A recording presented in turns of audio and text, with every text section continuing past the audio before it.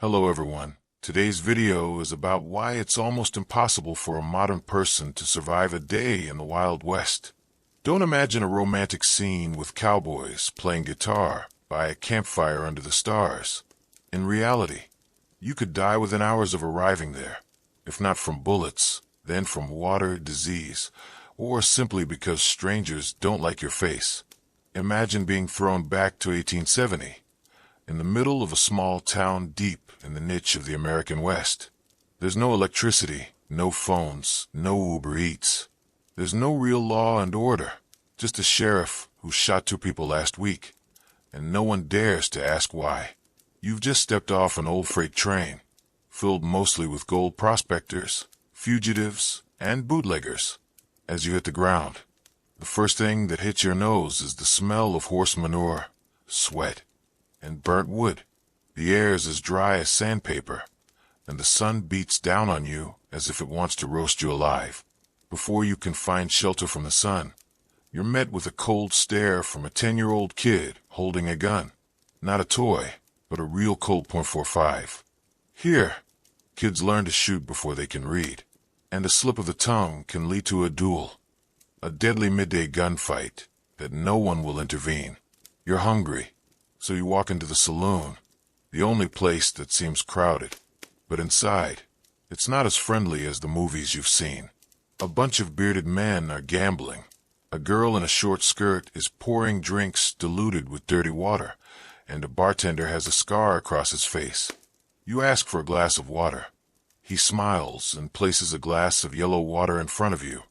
Untreated, unboiled, probably drawn from the well behind the bar. Take just one sip and you risk getting a parasite infection, or at least a bout of diarrhea that will dehydrate you to death by morning. Seeing you as a stranger, a tall man walked up. His eyes were bloodshot, and his breath reeked of cheap whiskey. He asked, "What are you looking at?" Before you could answer, he punched you, knocking you off your chair. The rest of the people in the bar just raised their eyebrows and went back to playing cards. No one helped you, because here, helping a stranger was like signing your own death warrant.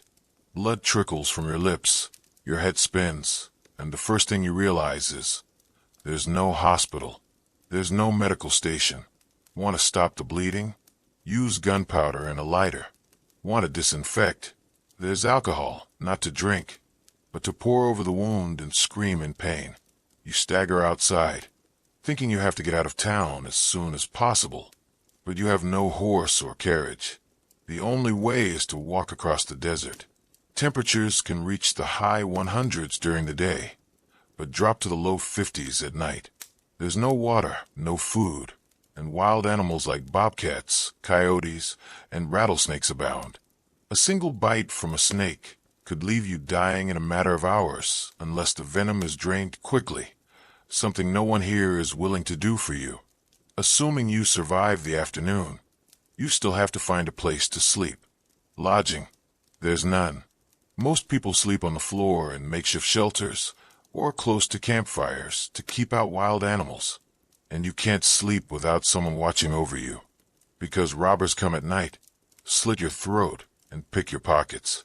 Here's another fun fact. Your shoes can kill you. Modern footwear is completely inadequate for the sand, sharp rocks, and dry terrain here. Blisters, foot infections, and dislocated joints are a daily occurrence. And if you can't walk, you're officially the weakest member of the food chain. And if you're a woman, it's even worse. There are no laws to protect you, no shelters, and most women here carry knives hidden in their skirts for good reason. One wrong move, one wrong look, and you could be a target for a bunch of drunken men out of control. It's so brutal that women in the West have formed their own gangs to protect each other, a form of organized survival in a society without organization. You begin to realize, this isn't about heroics like in the movies. This is about survival.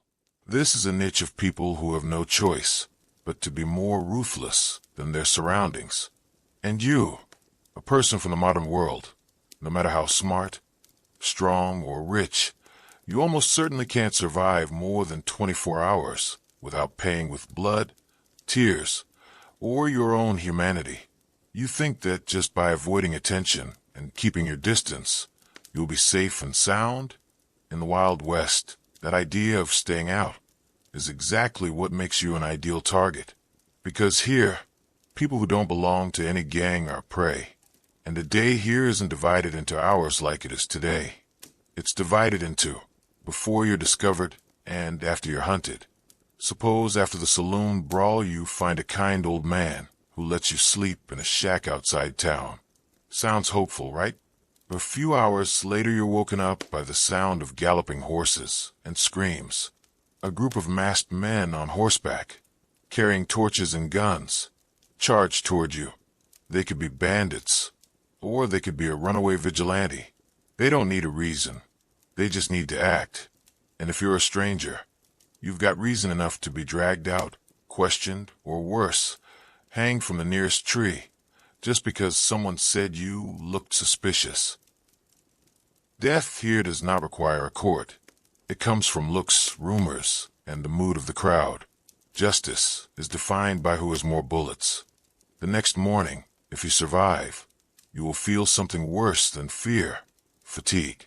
Not because of lack of sleep, but because you begin to understand. You don't know who to trust, where to go, what your purpose is. Go to the market to buy some food? You will have to pay 10 times the price if the seller knows you are a stranger. And if you dress too nice, you will be followed. If you look too poor, you will be despised. And if you open your mouth with an accent, good luck surviving. The markets in the West are nothing like the markets filled with laughter in the movies. They are dusty, smelly, and growling. On one side, there are tables selling beef cut with rusty knives, covered with flies. On the other side, there are drugs, vials containing an unknown ingredient, which the locals call energy pills, actually a mixture of cocaine, whiskey, and menthol. And you will not have anyone to check the quality. Looking for work? Unless you can shoot, hunt, ride a horse, build a house with your bare hands, or dig a grave. You're a liability, and don't expect to be paid in cash. Here, labor is paid for in booze, bullets, or plain old porridge. Now, you think you'll get out of here as soon as possible, but to get there, you need a horse, and a good horse in those days cost 3 times as much as a wooden house. You're going to steal a horse? Please look up at the tree at the entrance of the village. There's a thief hanging, stripped, hanged, and kids throwing rocks at his corpse for morning entertainment. There are no laws, but there are bloody laws. Horse stealing, murder, rape, these are the only 3 crimes that guarantee a quick death. And sometimes you don't even have to commit a crime. Just be there at the wrong time. For example, if you happen to walk past a gang shootout, you might be shot and killed by a stray bullet, and no one will be held accountable. No police, no report. Your death will be recorded in a fireside story. Some stranger got shot yesterday afternoon. Don't know his name. Still have hope?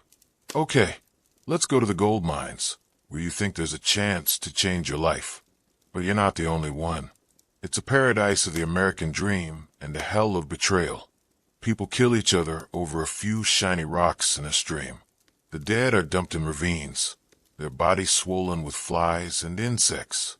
No one bothers to bury them. And sickness, fever, headache, diarrhea, they call you weak. And if you infect a crew, you're fired, left in the middle of the wilderness, where only wolves and bears care for you in their own way. Are you starting to understand why surviving a day in the West is not easy? Not because of any one big threat, but because of the accumulation of hundreds of small threats, from the environment, people, food, water, to intangible things like trust and emotions. Every second, you have to be on guard like a wild animal, because if you let yourself down, you will become the next corpse mentioned in niche legends. And then, when you think you've gotten used to the harshness of the Wild West, it gives you a new slap, with something very human, betrayal. You befriend a middle-aged man named Bill. He seems honest, has a deep, calm voice, and says he was a surgeon in the Confederate Army. He lets you ride on his wagons delivering supplies to a silver camp out west, promising you a share of the pay if you help look after the supplies. You're thrilled, finally. Someone trusts you. But Bill doesn't tell you what the cargo is. When you wake up the next morning in the middle of a red desert, Bill is gone. Horses, guns, provisions, and you're left with a plywood chest marked U.S. Army property. You've just become an unwitting military thief. And if you're caught, you won't have a chance to explain. That was the inevitable dark side of the Wild West. Trust was a luxury. Good people died young. Those who lived long and hard. Those who trampled on others to survive. You begin to learn to be cautious, to not ask too many questions, not to look too long, not to trust too quickly. And you realize something else. Everyone has secrets. The butcher might have been a mercenary in Mexico. The woman who packed cigarettes in the market killed her husband after he beat her. The shoe-shine boy might be a clue to a gang of gunmen. The West is a place for those who seek opportunity. And opportunity here means danger. Every invitation, every smile, every handshake could be a trap. And you are playing a game without rules. At this point, if you haven't died from being tricked, shot, or starved, you'll soon face the next thing. Nature. The West is not only full of dangerous people, there are also bigger forces. Wind, sand, dust storms, wild animals. Especially dust storms, called Devil's Breath by the locals.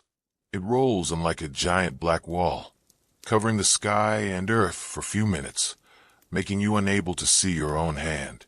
Inhaling it makes you cough, your eyes burn, and if you don't cover your mouth in time, you will collapse in a few minutes because your breathing is blocked. But imagine you are on the road alone with 3 bullets and an empty tank, caught in a dust storm. You have no direction, no place to hide, no map, no compass. What are your chances of survival? Not much. And if you don't get swept away by the dust storm, you might end up in the hands of a group of local natives. No, not a cowboy movie attack, but something much more complicated. Because at this time, the relationship between the white settlers and the native tribes was a murky gray area. Some tribes traded, some were hostile, others were silent observers, ready to react if you made a wrong move. If you didn't know the rituals, didn't know how to behave, didn't understand the religious symbols, didn't have a translator, then even a small action like stepping over a sacred stone circle, touching an elder's hair, or extending your hand the wrong way, was enough to get you imprisoned, or worse, sacrificed. And even if you survive those encounters, you will never be the same person again. Because the scariest thing is not death. It is surviving and then carrying the fear, isolation, and nameless despair with you every day. You sit alone by the fire on the 4th night. Your body aches. Your mind is confused. Your heart pounds at the sound of footsteps. You jump at the slightest sound. Your heart jumps at the slightest shadow that passes by. There is no full sleep. There is no peace. You are in a constant state of war, and your body, your mind, are starting to break down. This is not adventure. This is survival, and it kills not with knives and guns, but by chipping away at the human ego. You may start asking yourself, why am I still alive? And the scariest thing is that you are no longer sure that it is a good thing. Just when you start to think you've hit rock bottom, that it can't get any worse, the Wild West smiles and whispers, "There you go." Because then you start to realize what you were never prepared for. Loneliness. Not the simple loneliness of being alone in a room, but the feeling of being cut off from the rest of the world. No one knows who you are. No one remembers you existed. And if you died tomorrow, no one would mourn you or even bother to bury you. Your existence here is as thin as the dust on a horse's shoe. Anyone could brush it away at any moment. You start talking to yourself. At first it's a mumble, then it's a conversation, and then you're not sure what's real in your head anymore. Time becomes meaningless. One day, one night, there are no boundaries. The sun is hot enough to burn your skin. The night is cold enough to make your teeth chatter like church bells. And in between, there's a waiting for something to happen or end. You thought the West was a land of freedom. Not wrong. But it was a brutal freedom. Freedom from law, from decency, from anything that made a man feel human. Here, you were just a breathing corpse, trying to get through the day, hoping someone wouldn't come knocking on your shack at night with a gun in your hand and a face that didn't care. If you were lucky, however, very lucky, you might get a job on a farm. No pay, but meals and a place to sleep. The work, taking cows to the fields, looking out for wolves, mending fences, chopping wood, sweeping up horse manure, and being ready to draw your gun if you saw a stranger. The rancher is usually a veteran, his hands scarred, his eyes dimmed by drink or war. He doesn't talk much, but he knows you're not from around here. He was once like you, a dreamer, and now he lives quietly as a shadow, because he knows that dreams are a luxury here. One afternoon, as the blood-red sun cast long shadows across the prairie, he gave his friend a gun, not for hunting, but for protection. "Here," he said, "I may not kill you, but not in this world." You pick up the gun, and for the first time you feel the real weight of survival. Not the shooter kind, not the action movie kind, but the cold, trembling kind. Your hands are shaky. Your heart is pounding. Your eyes stare into the darkness, not knowing what's waiting there. And you begin to understand why so many people in the West don't die from bullets. They die from despair. Suicide is not uncommon. A gunshot in the middle of the night. No one comes running, because everyone knows that's how someone chooses to get out of this place. If you're not crazy yet, you're very close to it. But something strange happened. You get used to it. You get used to the dust in your eyes. Get used to the smell of sweat mixed with cigarette smoke. Get used to sleeping with your hand on the butt of your gun. Get used to having to peek at everyone in town to figure out what they're thinking. And then you stop being afraid. Not because you're stronger, but because fear becomes a part of you. The West doesn't need you to be a hero. It just needs you to shut up, work, survive, and most importantly, don't ask too many questions. Don't ask who's good. Don't ask what's right. Don't ask what tomorrow holds, because all those questions have only one answer. Anything can happen, and usually the worst. You stop counting the days. You stop hoping to get out of this place. You just try to make it through the day without a body. And you begin to understand something that no book or movie has ever made clear. The reason so many people don't survive a day in the Wild West is because they still hold on to hope. Expect fairness. Expect kindness. Expect that if you live well, others will treat you well in return. But this is a place where no one owes you anything. When you have no expectations, you become dangerous. Not in a cold-blooded killer way, but in a person with nothing left to lose. The Wild West is where people like that are forged. No emotions, no hesitation, no turning back. And if you make it this far, you're starting to change. The look you first saw in professional gunmen, cold and passive, as if they could kill without blinking, now begins to appear in your own eyes. You learn when to back off, when to smile, and when to say, "You're welcome," even when you're holding a gun. You begin to learn to survive not just by force, but by silence, subtlety, and ruthlessness. One morning, you are assigned to deliver a bag of wages to a nearby mining station. The route is only 10 kilometers long, but it passes through an area where bandits used to operate. You grab your gun, tie the bag to your saddle, and begin your journey. Along the way, you hear a whistle. 3 figures appear from behind the trees. "Going somewhere, friend?" One guy asked, his voice lazy but his eyes sharp as knives. "You know, this is a situation where if you hesitate, you die.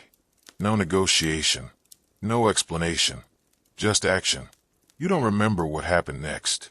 Just the gunshot, the horse panicking, the dust flying, and the blood on your sleeve. When it was all over, 2 of them lay still, and the 3rd ran into the bushes, screaming like a man possessed. You sat down, your hands shaking, your mouth dry. But you were alive. The West teaches you that to survive, You sometimes have to do things that make you lose sight of yourself. And if you stay here long enough, you will gradually stop feeling guilty. You return, say nothing, and are paid with an old bottle of wine and 3 bullets. No thanks. No handshake. Because this is the rule. Whoever survives keeps working. And then you hear that there's a trial in town. A gypsy has been accused of stealing livestock. Despite the lack of evidence, a crowd has gathered. You go to watch. On a makeshift wooden platform, a shaggy-haired man with a rope around his neck is shouting his innocence. The townspeople are shouting. Someone brings rope. Someone prepares a pole to hang him. There are no lawyers. The sheriff is drunk. The decision is made by the cheers of the crowd. And as the man hangs, legs still kicking, neck not quite broken, you stand there silent, expressionless. Because then you understand. There is no justice in the West. There is only convenience. Maybe today you are the audience. But tomorrow, if someone suspects you of looking at his wife too long, or simply because you say the wrong thing at the drinking table, you will be the one standing on that wooden platform. Injustice does not come suddenly. It comes regularly. And when it happens, no one is surprised. Everyone is used to it. Another night, you sit by the fire listening to an old cowboy tell a story. He was a guide across the Mississippi River. He saw his family die in a blizzard. He once chopped off his gangrenous finger with an axe. You ask, "Why are you still alive?" He laughed, his voice as hoarse as the desert wind. "Because I never thought I deserved to live. I just wasn't dead yet." And you see, all those who remained in the Wild West lived with that mentality, not because they were stronger than anyone else, but because they no longer believed that life was something to be protected. They lived because they had no choice. And you, who entered this place with hope, have now become a part of it. Dusty, calloused, inert. One morning like any other, you sit on the porch of the old inn, watching the sun rise behind the Rocky Mountains. The light shining down on the town makes the dust sparkle like gold, but it no longer seems as beautiful as it did on that first day. The Wild West, no longer a strange land to explore. It is a prison without walls, where you have traded your soul for survival. You look around. The man who almost shot you is now feeding chickens. The girl who was ostracized by the townspeople for being too different is now running the tavern. The survivors are all different, but they all have one thing in common, a weary, quiet gaze, as if they have seen more than anyone should know. You begin to understand.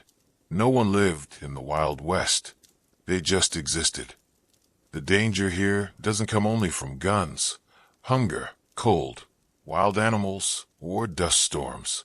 It comes from the way this place strips away every bit of your humanity, until you no longer remember who you are, where you came from, and why you came here. If you ever hope to escape this place one day, you're not sure you want to anymore, because out there, in civilization, who would you be? Someone with bloody memories, afraid of bright lights, and unable to sleep without a gun under your pillow? The West doesn't let you leave in one piece. If you're lucky enough to survive, you carry a piece of the wild with you, a piece that can never be washed away. And why can't you, a modern person, living in a world with electricity, clean water, healthcare, and law, survive even just a few days, one day in the Wild West, because you are not trained to live without all of those things? You're not used to drinking from a mud puddle and hoping it's not cow piss. You're not used to having to eat rock-hard bread or chew on rotten meat to keep from starving.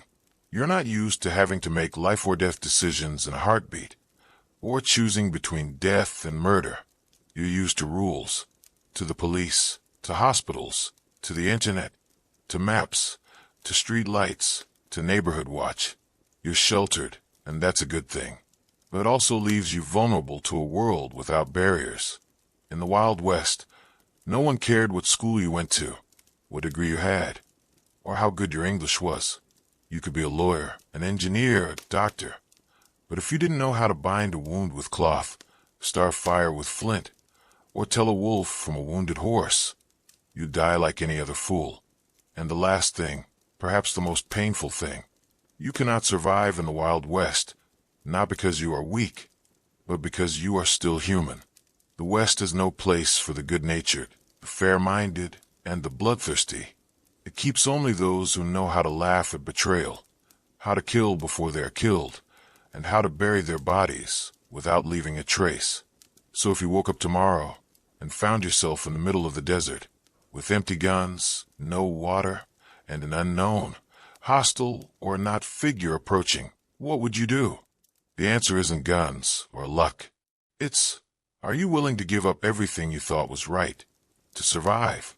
If not, then unfortunately, you won't survive a day in the Wild West. Thank you everyone for watching today's video. If you like stories like this, don't forget to like and subscribe to the channel so you don't miss the next videos. I wish you a peaceful evening, much more peaceful than the Wild West. See you again.